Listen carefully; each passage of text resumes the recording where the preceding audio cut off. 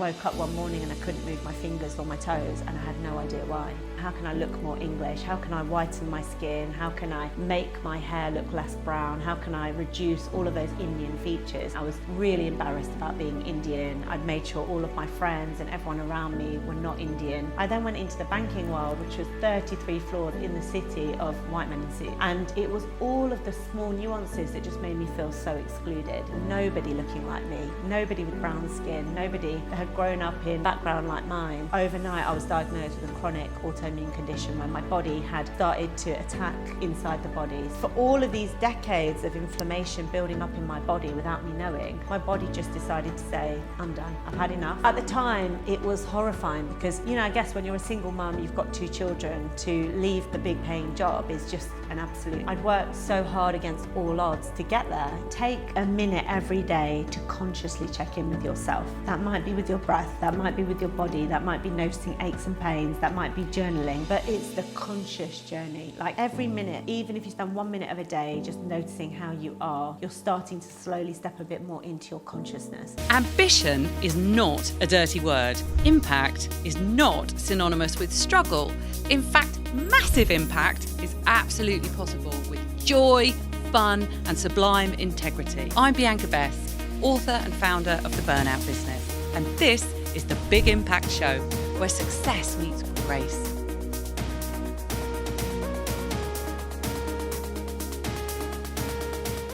I'm delighted today to have with me in the studio the incredibly inspiring and courageous Reeha Alder, who is the founder of an authenticity business called Mighty You. Now, Reeha has had an incredible journey of experiencing extreme burnout, certainly one of the most extreme stories I've ever heard, and has bounced back from it in such a way that she is epitomising success with grace in an unprecedented way. I'm absolutely delighted to have Reeha with me today. Thank you so much for joining us. No, I'm really excited to be here. You've inspired me since the day I first met you because you have taken real physical crisis and turned it into a life-jolting moment where you are now doing good in the world every single day. Let's dive in with a story, the story of your life. Please share. Okay. What's your story? Okay, all right. Gosh, big question. Well, I guess one of the things that has been a real sort of defining part of who I am is how I've grown up. So my mum had an arranged marriage on her 18th birthday, where she'd grown up in the UK, all her friends were here, but on her 18th birthday she had to move to India to be with my dad. So complete culture shock, everything she knew about the world was now shifted and changed. And her life began there. So all of her dreams of having a job, a career were halted because women, the role that women played in India is very different to Indian women in the UK. So overnight she was a housewife looking after my dad, his brothers and his parents. And then she went on to have me and my sister. And back then, 40 years ago, and to be honest, to an extent still today, girls were not respected in households. So they still held something called the dowry system, where if you had a girl, you'd have to pay quite a big sum of money to marry them off. So girls were not what families wanted, particularly the parents of them. So I guess from a very young age, I grew up in environments where we weren't wanted. It was very evident in terms of the toys that my sister and I weren't given versus the toys that our cousins were given because they were boys. And my mum very, very quickly made the decision that she didn't want us to grow up in an environment where we wouldn't get any opportunities in life. And she made the very, very bold decision to run away, which is unheard of in India, to leave an arranged marriage, to literally zip me up under her jumper, creep out in the middle of the night, have a taxi waiting and leave the country. So courageous. Wow, that's where you clearly get a lot of your bravery from. Yeah. So how old was she when she did that? So she was married at 18. She was around 22 when she ran away. And she never went back. So I didn't know at that point that I'd never see my dad again. So at the age of 1, that was sort of the last relationship I had with my dad. And then life started in the UK. And so we always had that that hard start, I guess, of mum now being a single mum. We moved in with my grandparents who lived on top of a greengrocer's in pretty dodgy North London, so neighbouring Tottenham. And life wasn't safe. You know, every day it was, how do we make sure that nothing happens on the way home from school? There was 9 of us all staying in 1 or 2 bedrooms on top of this shop. And, you know, I guess the great thing about it was we had family, we had connection, we looked after one another. And so we felt very safe in the house, even though outside of the house we didn't. And could you just explain and elaborate on that lack of safety? What was going on that made you feel unsafe? Yeah, I mean, even just going to school, I remember, you know, them closing down bits of the school where they just have motorcyclists sort of cycling around the school, throwing eggs at the school. I remember my granddad's workers, you know, he'd have to hide money in their shoes because he didn't want them to get mugged on the way home. So it just wasn't a very nice area growing up. But as immigrant, you know, families moving to the UK, often the conditions that you have to live in are whatever you can take because, you know, you have to start a living and you have to survive. So really, I guess it was survival mode right from the beginning. Mum surviving from leaving a pretty awful marriage and the conditions that we were under to now surviving as a single mother with nothing. She didn't take a single piece of her belongings with her and starting life again. So I guess that sort of survival instinct has been in me since I was very, very young. So how did that shape you then as you grew up through adolescence and then out into the working world? Yeah. You'd learned to empower yourself with courage, clearly, that survival instinct. What was your first decision after leaving education? Well, I mean, I think one of the things I really didn't realise that I was doing from sort of those formative years all the way through to getting a job was when I left that environment of Edmonton, what I didn't realise I was losing was the identity of being Indian, because living in those kind of areas, they're overpopulated with also ethnically diverse individuals, lots of people that have emigrated from different countries. My mum met my dad, the person I've always called my dad, my stepdad, Phil, when I was very, very young, and he moved us out of that environment into, I guess, slightly nicer areas, but they were all white. And my dad was white as well. So now I'm in this culture of, I had this really strong Indian identity growing up, but then from the age of 6, 7, it was now this dual identity of being half English, half Indian. And throughout the rest of my life, really, that's been something that I've really struggled with. So at a very early age, I learned that actually I had to hide all of that brownness because it wasn't acceptable and it wasn't seen anywhere else. So I remember at the point that we got adopted at 10, so we'd never have to go back to India, I begged the social worker to change my name to Rachel because I just didn't want any of the Indian identity. Yes. So I'd already lost the surname Patel, which is a very common Indian surname, took my dad's English surname of Alder. And it was all about how can I look more English? How can I whiten my skin? How can I make my hair look less brown? How can I reduce all of those Indian features?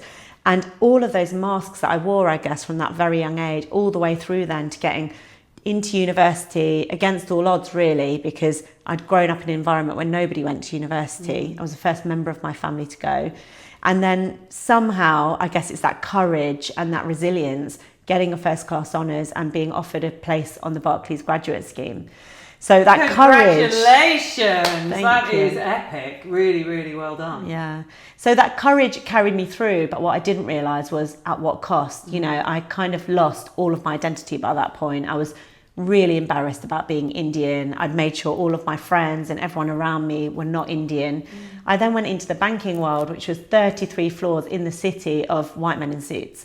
And it was all of the small nuances that just made me feel so excluded. You know, it was what handshake is this? It's pathetic, you know, but no one had ever taught me how to handshake. It was like the customary upbringing that I had was, you know, putting your hands together and bowing as a sign of respect. So no one had ever shown me that you have to have a handshake and it has to be hard and firm and affirmative, you know, well, where did you grow up?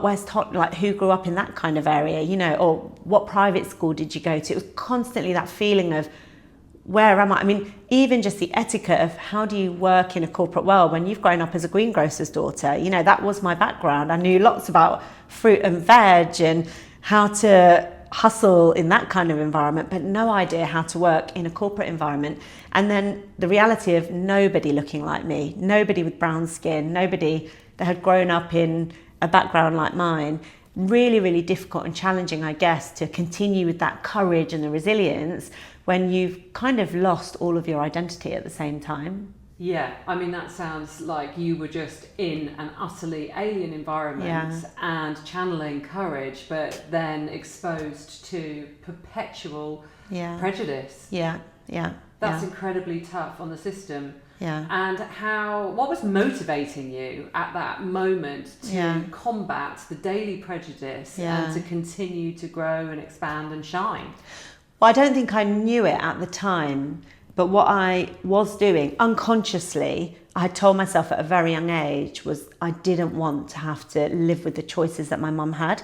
So she'd run away from a marriage, not really had any option to have her career, but then she'd chosen to marry again. And in that relationship, there was a lot of domestic violence. So I then spent my sort of teenage years and young adulthood having to unconsciously protect my mum. And again, it was the shame and guilt that I lived with for decades because we didn't tell anybody. It wasn't something you talked about. And the one thing my mum would always say is, you know, your dad is incredible. He saved us from this awful situation in India, but he just has one thing and it's just something we don't talk about.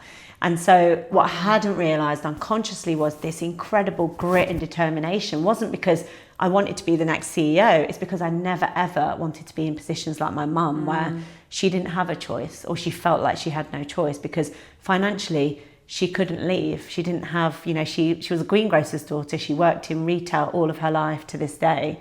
And that grit and determination was, I want to be financially independent so that I never, ever have to be in a situation like my mum.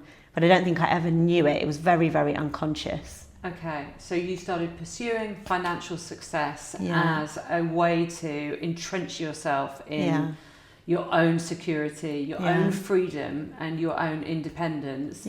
So you spent around a decade working in the banking industry, and that is a tough environment. I mean, that sector is notorious for burnout, for expectations, as well as potentially historically worse prejudice than perhaps we know of now.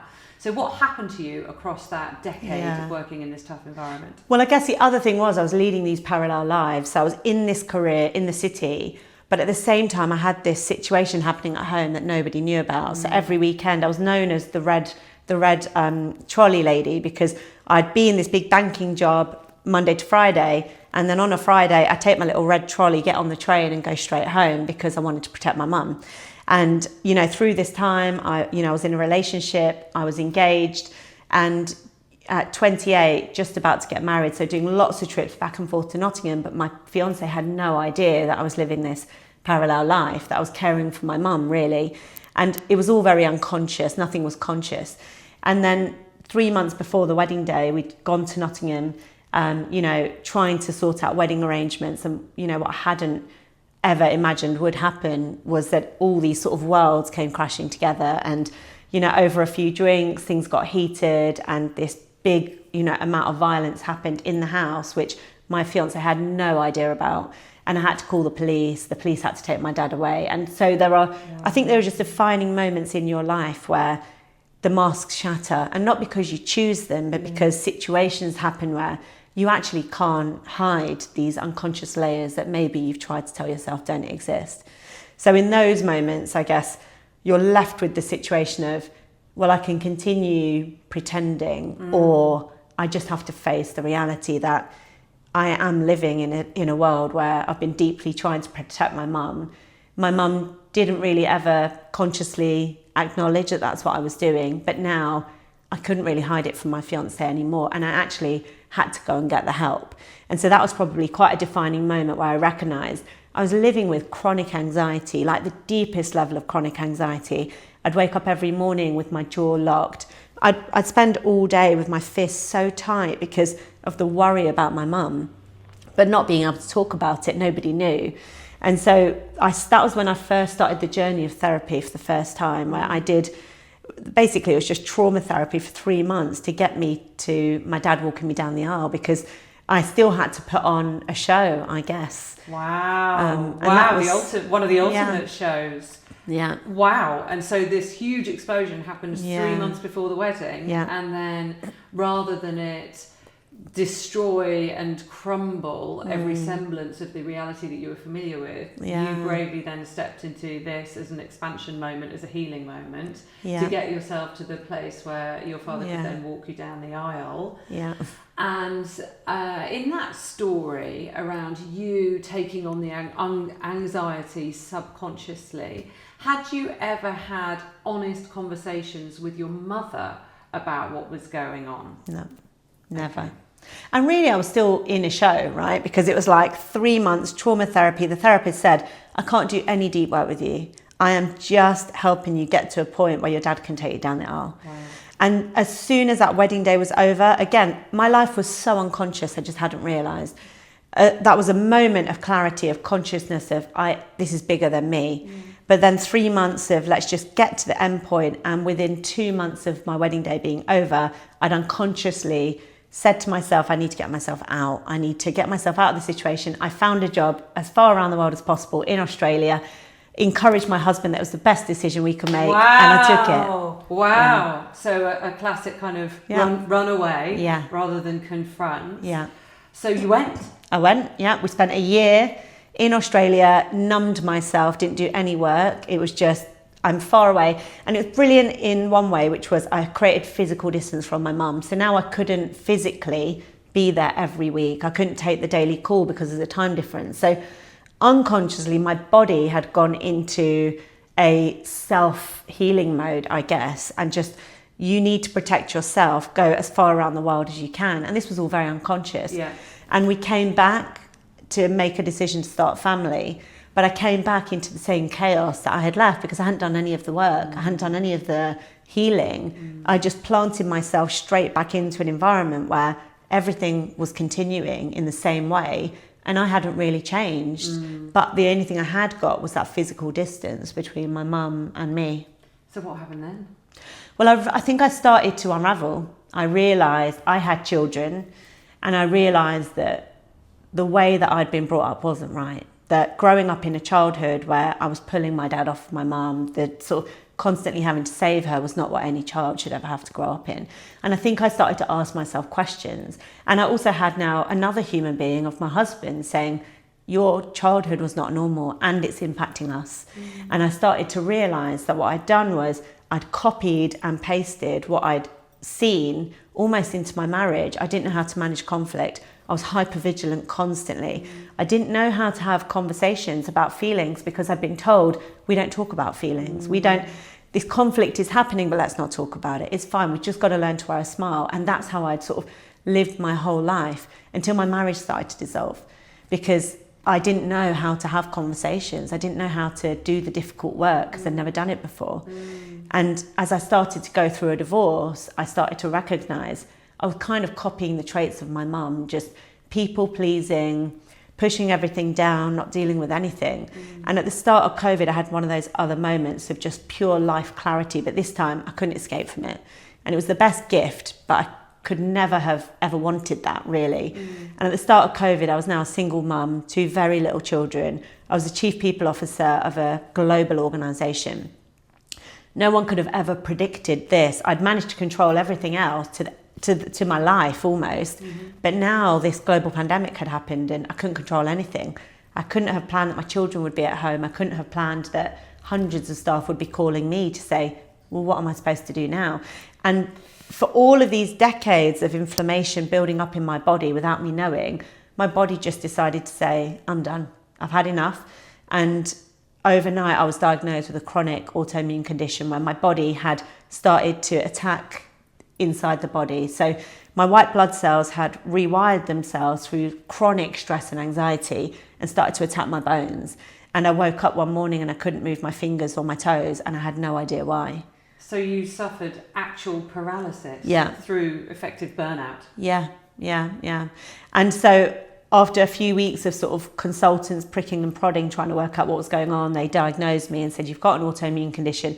We need to start giving you medication that can rewire your white blood cells because they're attacking your body.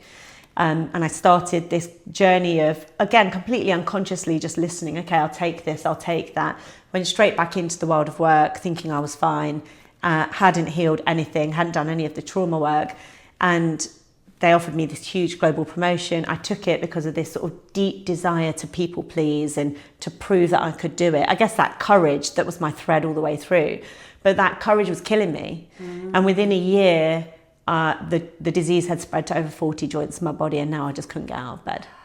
Reeha, that's so awful to be actually crippled through stress, anxiety, all the common attributes of burnout. Yeah. So, and I would say that moment of when the pandemic hit, obviously the HR, the talent contingents of every organisation really took the brunt of the corporate world's struggles on. Yeah.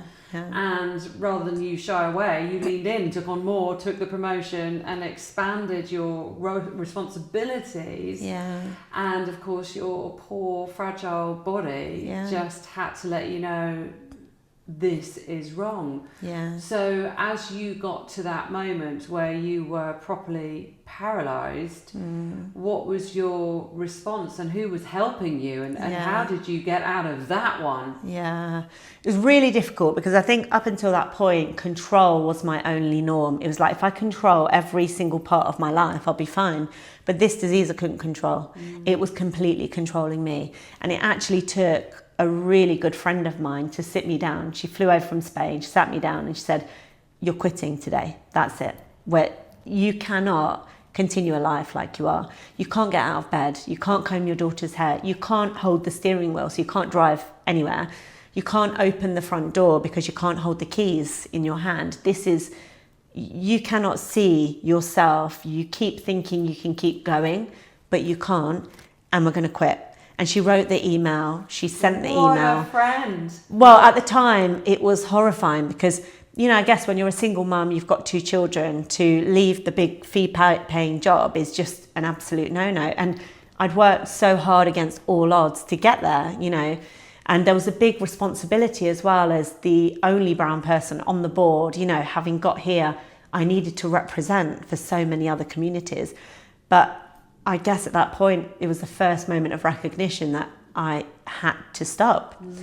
And it was terrifying. It was absolutely terrifying because through this journey, I'd built up this side hustle business of a coaching practice where I knew I didn't want to become the CEO. I knew I just wanted to coach people to enable them to see the things I could never see in myself and to build their self-belief. But it was a side hustle. It was nothing. It was tiny. But I quit. I took a 70% pay cut to just trust myself that this tiny little thing here was my destiny. It was aligned to my purpose. It was aligned to my values. And if I believed in it enough, I could put energy and oxygen around it. And that would also be the way out of me finally focusing on my health. Yeah. And as you're talking about that, I literally seeing your energy expand and shift and your excitement, just actually describing that moment of transitioning out of what effectively had been a culmination of you wearing a mask the entirety of your life. Yeah. So it was your friend that kind of catapulted you into you've got to change, but you followed that thread of courage. Yeah. You said, okay. And then you stepped into pursuing the passion of coaching, which clearly must have been something that was bubbling away inside you, this desire to help others, which is quite often, isn't it? We talk about the healer, the wounded healer.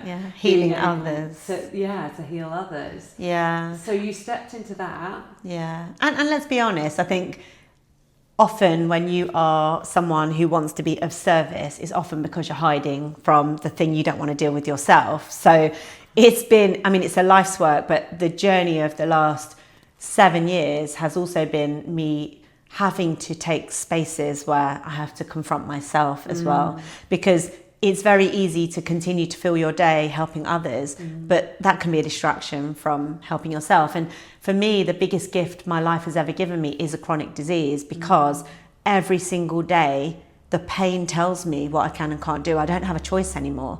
It's, okay, today I woke up and 14 joints in my body were chronically painful. have I taken on too much? What do I need to do differently? How do I make sure, now I'm an accredited yoga teacher, I'm a breathwork coach, I have to put that practice into place. I can't talk about authenticity and not be authentic every day, So in a way, I've given myself the biggest challenge of my life, because I stand in spaces all day where I have to be honest and I have to speak about my lived experience, about that every day it's about choices. It's okay, this month the choice is something that's really important to my children, and I'm going to put the focus there, which against all fear means I need to take the pedal off a little bit of work.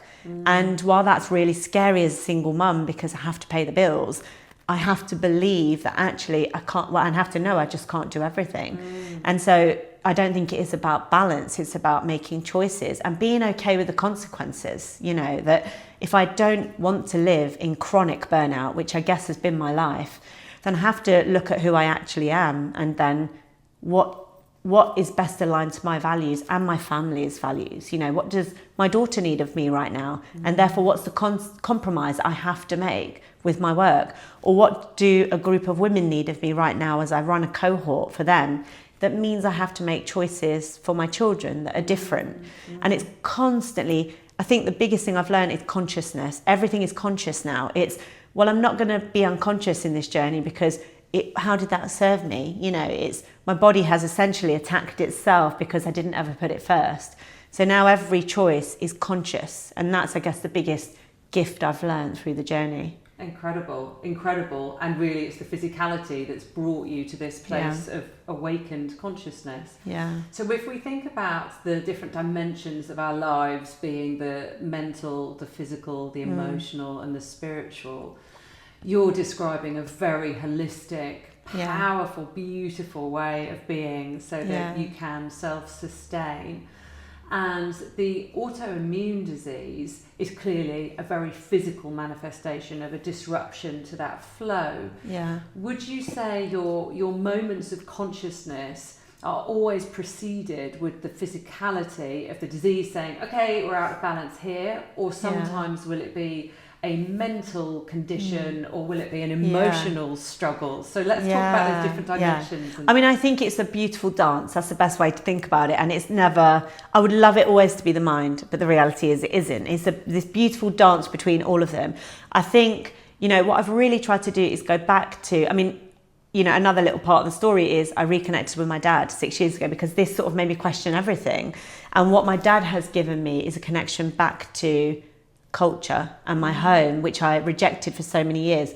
And so I bring a lot of Indian wisdom into what I do. So your real dad? My biological father. Wow, okay. So I've got a lot of rooting, I guess, in the last 7 years. I go back to India quite a lot. I spend time in ashrams, and what that's allowed me to do is connect back with, I guess, decades and centuries old wisdom that actually in the Western world we're now trying to adopt. So things like, true mindfulness, how do we find time to be in a meditative state? Now, for me, that isn't sitting in silence, it's meditative activity. So it might be, I wake up 2 hours before the children because I need that time to slow down. My body can't function when it's quick.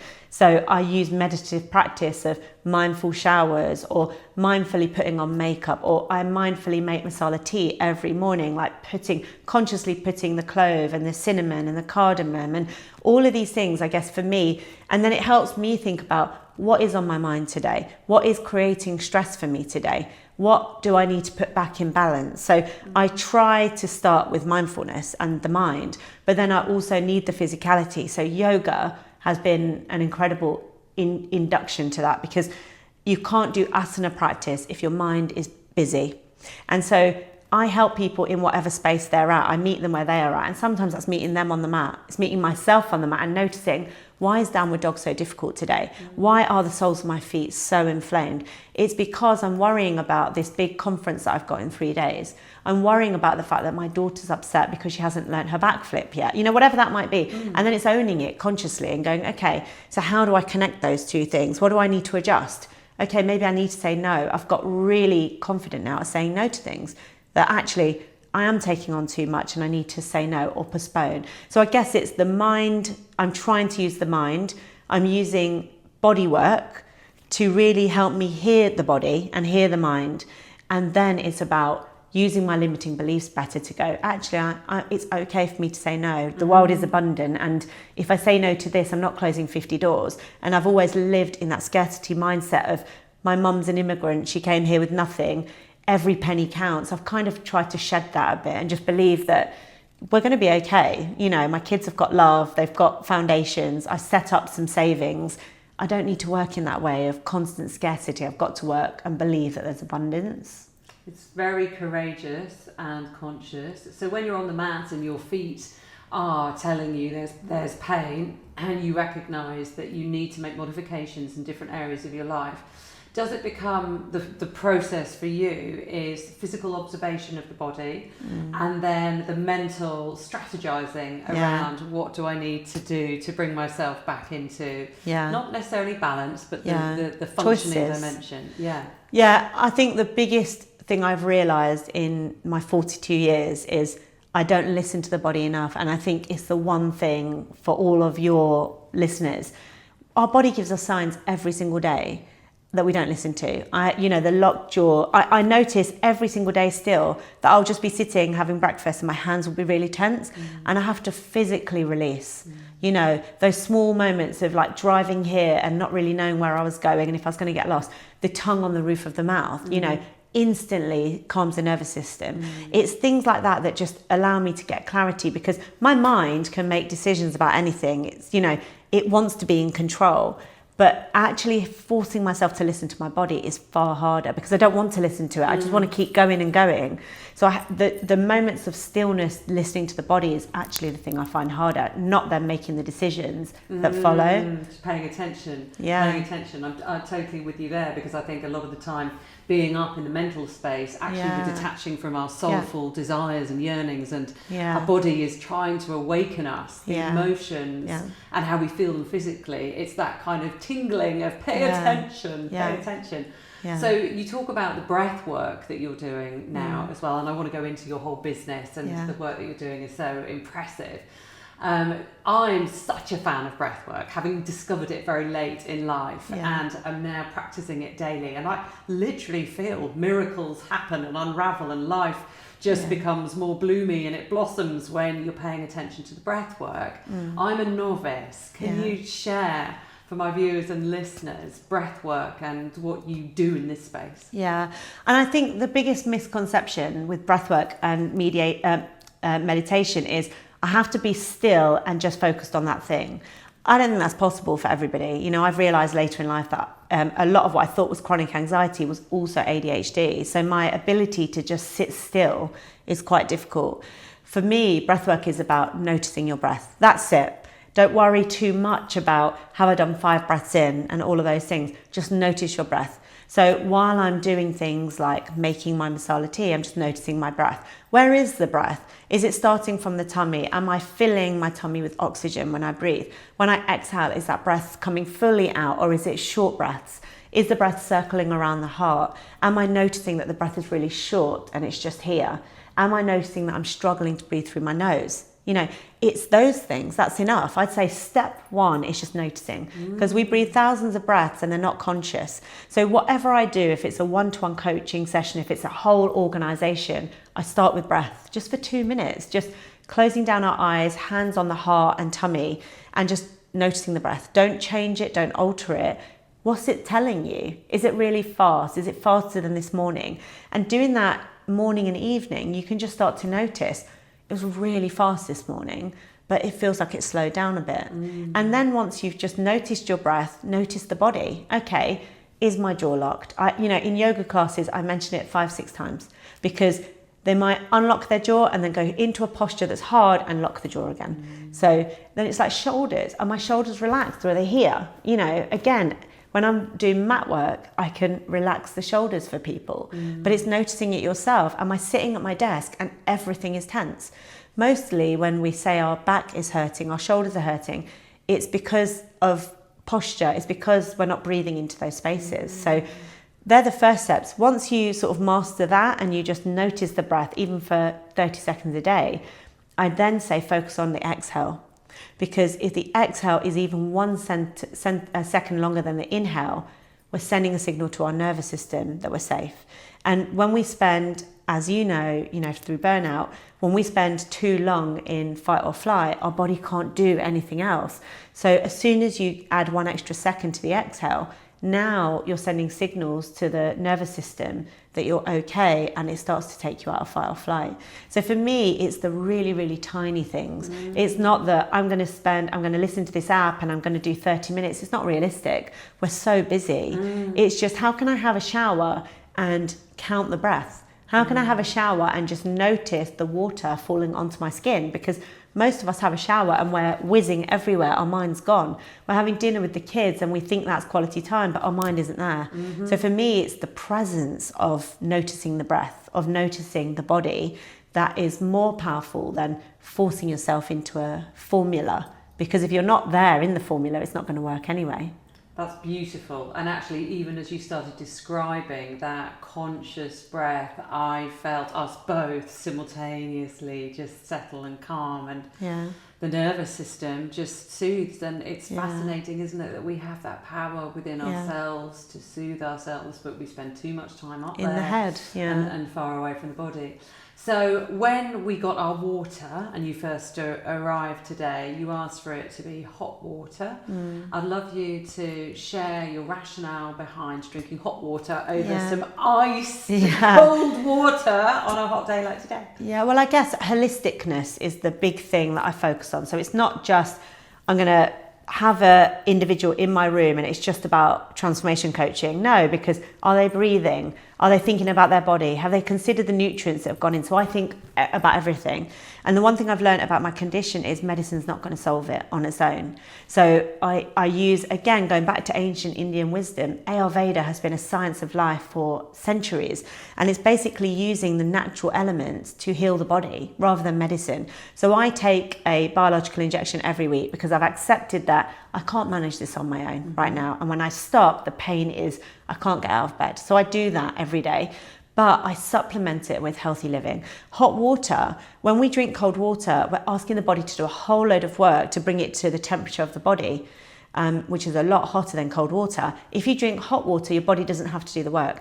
My body is already having to work 50% harder because it's managing a chronic condition. So everything I can do to take away extra work, I do. So hot water, I don't have caffeine, I don't drink, I don't have any drugs in the body apart from that biological injection.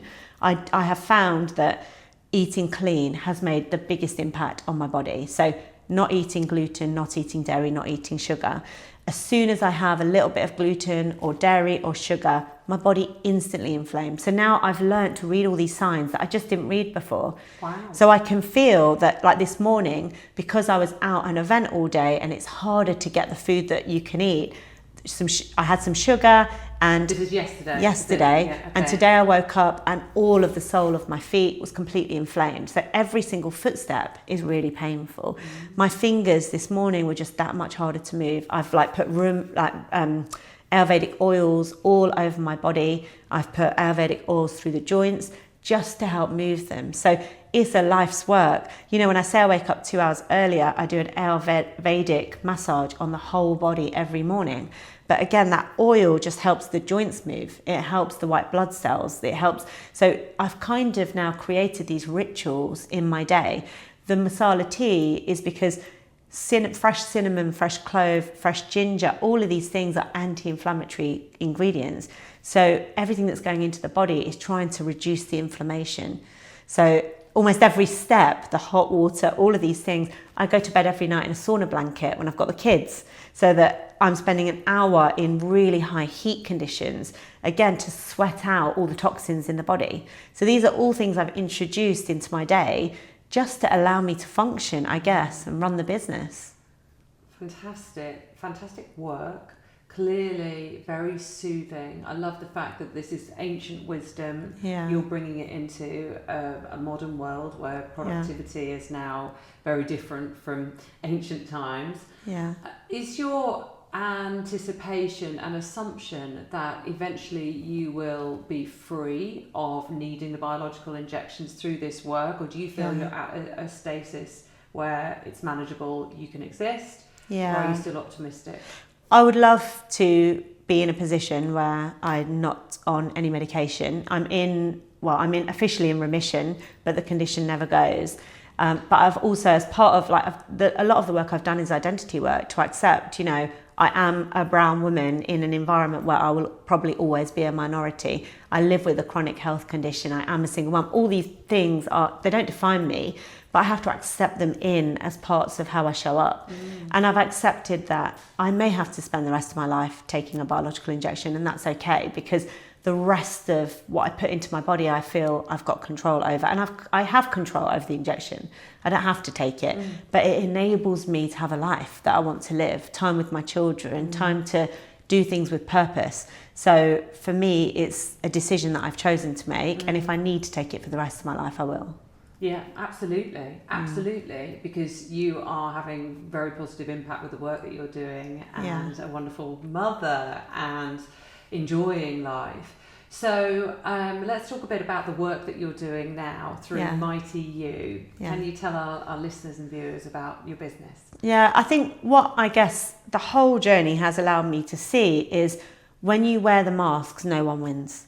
And 61% of employees admit that they don't bring their whole selves to work every day. And then when you start to look at that through an intersectional lens, if you're a person of colour, if you're from the LGBTQ plus community, if you're disabled, that goes to over 80%. So the majority of people today do not bring their authentic selves to work. And we know that when you are truly authentically yourself, you increase engagement by 140% and a sense of belonging by 150%. So we know it's a win-win.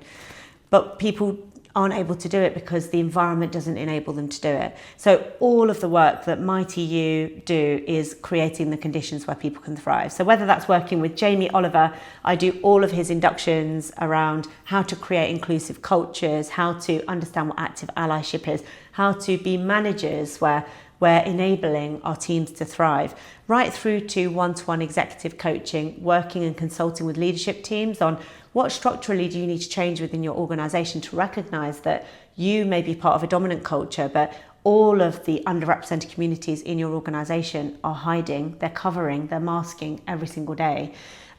I also think it's really important storytell to share the lived experiences of me and others, because when you lift up those stories, we create human connection, and that connection is what creates empathy and kindness in the workplace. So we do a whole mix of work, but really about elevating those underrepresented communities so that they have a voice, whether that's a voice through the platforms that I create or a voice through confidence building in the work that I do so that they can start to speak for themselves. It's incredibly powerful, the work that you're doing. And you must get a lot of joy from knowing that you're making a difference. So I'd like to go into authenticity and the peeling away of the masks. I would say that it's not just underrepresented groups. I think we know that women,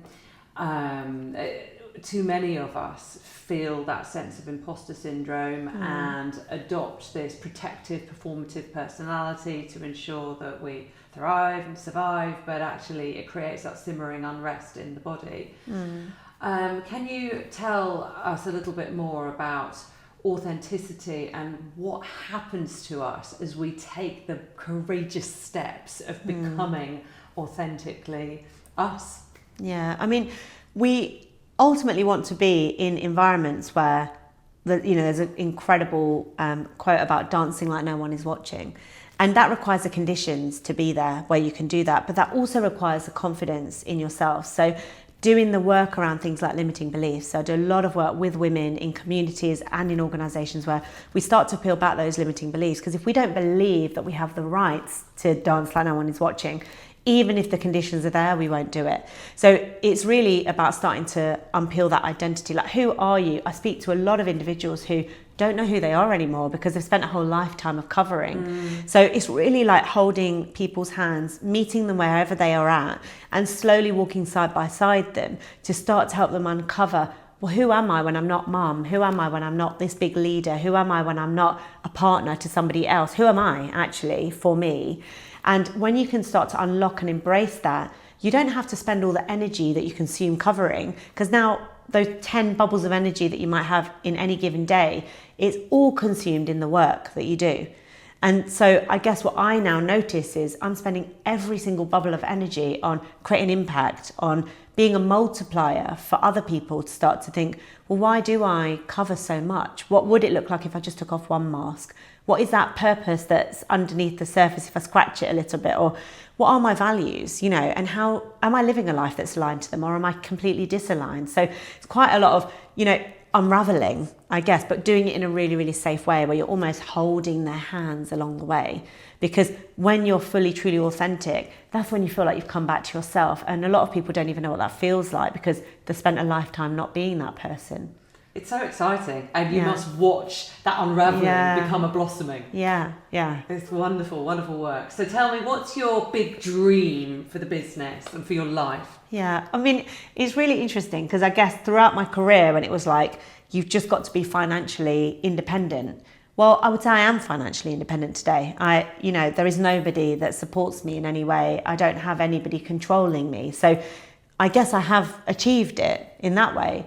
For me, it's about happiness. I work with individuals all day long and say, success, how do you want to measure it? For me, I measure it through happiness and through health. If my body is in severe amount of pain, I can't be happy. So when I think about the future of the business, it's not about creating this empire.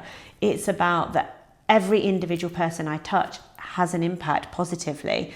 And if we can all enable other people to feel happy, that for me is what success is. Oh, that's beautiful. I love that. It's a very other-focused definition of success. That's wonderful. So is there any one last tip of advice that you would like to leave our listeners with to ensure that they are thriving and living their most authentic lives with happiness? Yeah, I would say take a minute every day to consciously check in with yourself. That might be with your breath, that might be with your body, that might be noticing aches and pains, that might be journaling, but it's the conscious journey. Like every minute, even if you spend 1 minute of a day just noticing how you are, you're starting to slowly step a bit more into your consciousness.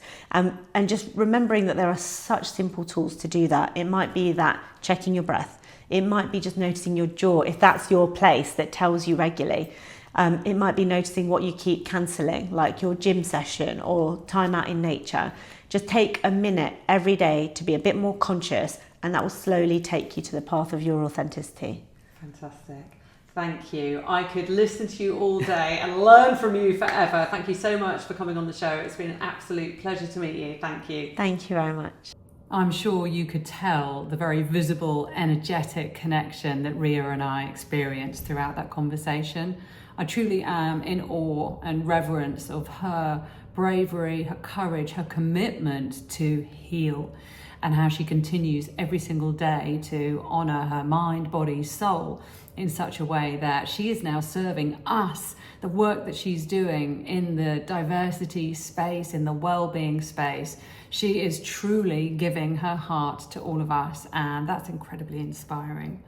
So I hope you enjoyed this episode of The Big Impact Show. If you did, please subscribe and do share onwards with loved ones who you feel would benefit from the conversation that we've just had.